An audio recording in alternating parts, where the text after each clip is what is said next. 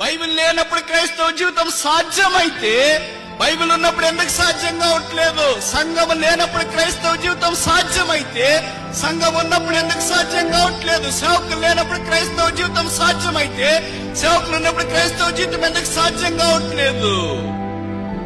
ఏ social media లేనప్పుడు, YouTube లేనప్పుడు, WhatsApp లేనప్పుడు, ఫేస్బుక్ లేనప్పుడు, దేవుని యొక్క వాక్యం రేడియో ద్వారా, పెన్ డ్రైవ్స్ ద్వారా, సీడీల ద్వారా బయటికి రానప్పుడు క్రైస్తవుడిగా జీవించి దేవుని స్నేహితుడిగా పిలువబడ్డం సాధ్యమైతే ఇప్పుడు అన్ని ఉన్న దినాల్లో క్రైస్తవుడిగా జీవించడం ఎందుకు సాధ్యం లేదు?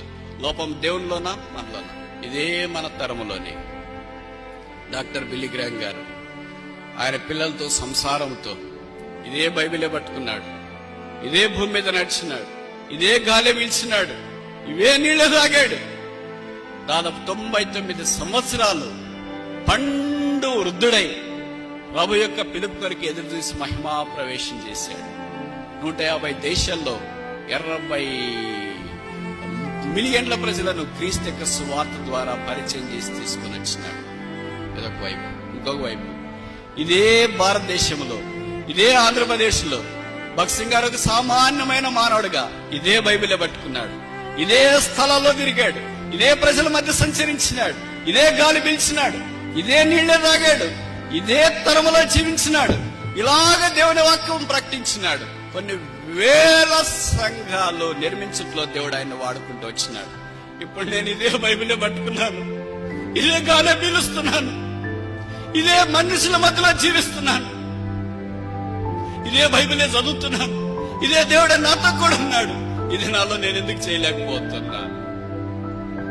నేను వాక్యం ప్రకటిస్తే మనుషులు రారే, చేతులు ఎత్తమంటే ఎత్తేవాళ్ళు కూడా దించుతున్నారే, దేవుని యొక్క వాక్యం కొరకు స్పందించకుండా దాటిపోయి బైకాట్ చేసేవాళ్ళు ఉన్నారే, దేవుని వాక్యం అంటే ఇష్టం లేకుండా పరుగులు తీసేవాళ్ళు ఉన్నారే. అది దేవుడు వాళ్ళకి చేసినప్పుడు ఎందుకు నాకు చేయట్లేదు? లోపం దేవుళ్ళో ఉందా? దేవుడు పక్షపాత? 66 పుస్తకాలు కలిగిన బైబిల్ మన చేతుల్లో లేదా? ఇదే సంచరించిన ప్రాంతంలో వాడలేరా? వాళ్ళు ఎందుకు చేశారు, మనం ఎందుకు చేయట్లేదు? వాళ్ళకి ఎందుకు సాధ్యమైంది, మనకి ఎందుకు సాధ్యం కావట్లేదు? వాళ్ళని దేవుడు ఎందుకు వాడుకున్నాడు, మనల్ని ఎందుకు వాడుకోవట్లేదు? వారు ఆశీర్వదించబడ్డారు, అనేకులకు ఆశీర్వాదముగా మార్చబడ్డారు. ప్రభు బల అలాంటి వాళ్ళ కొరకు దేవుడు సిద్ధం చేశాడు. వెరగొట్టబడి నలగొట్టబడి క్రీస్తు కొరకు జీవించేవారు. బైబిల్లో రాయబడింది కదా, గోధుమ గింజ భూమిలో పడి పాత పెట్టబడితే అది విస్తారంగా ఫలిస్తుంది, అది పాత పెట్టబడకుండా ఉంటే అది ఫలించదు. అందుకని మనం దేవుడికి దూరం అయిపోయాం. దేవుడి వాక్యం చేతిలో ఉంది కానీ హృదయంలో లేదు. దేవుని ప్రజలు పక్కనున్నారు కానీ మనసులో లేరు.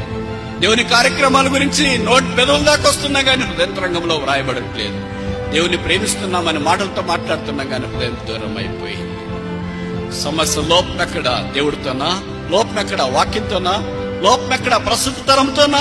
లోపమెక్కడ? సంఘంలోనా? లోపమెక్కడ? సమాజంలోనా? కాదు, లోపము నాలోనే, లోపం మనలోనే. లోపం మనలోనే ఉంది కనుక భవిష్యత్ దేవుడు మనల్ని వాడుకోవట్లేదేమో.